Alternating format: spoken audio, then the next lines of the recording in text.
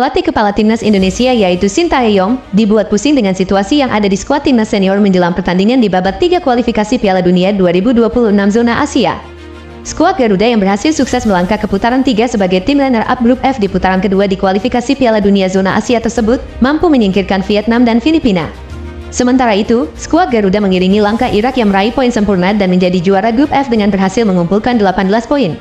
Sedangkan, timnas Indonesia yang berhasil menjadi runner-up grup F tersebut berhasil mengumpulkan 10 poin berkat 2 kemenangan atas Vietnam dan 1 kemenangan beserta 1 hasil imbang saat melawan Filipina.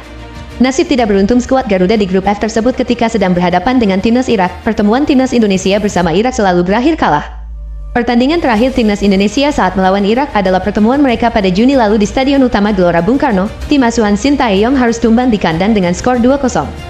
Sedangkan, di kualifikasi Piala Dunia 2026 zona Asia putaran ketiga, timnas Indonesia akan bertemu dengan lawan-lawan yang akan lebih sulit untuk dihadapi.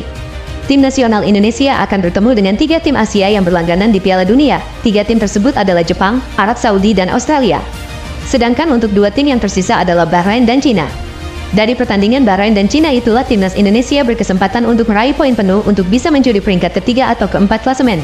Pada pertandingan di babak 3, lawan pertama timnas Indonesia adalah Arab Saudi. Dengan ini tim Garuda harus bertandang ke Jeddah pada 5 September tahun 2024 mendatang. Dalam laga tersebut, skuad Garuda akan kehilangan 2 bek andalan mereka.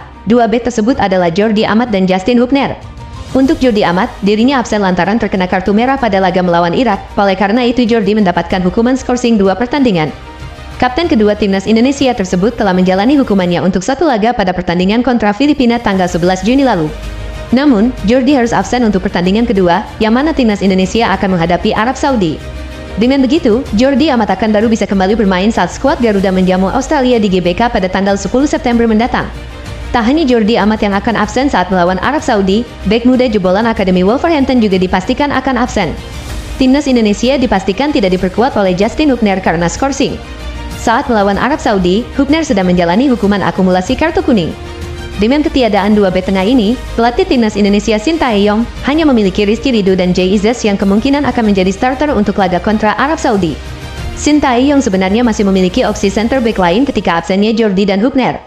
Pelatih asal Korea Selatan tersebut masih memiliki Elkan Bagot untuk bisa dipanggil timnas dan mempertimbangkan kembali bek jangkung tersebut. Namun, Sintayong itu biasanya memakai strategi 3 bek dalam permainannya.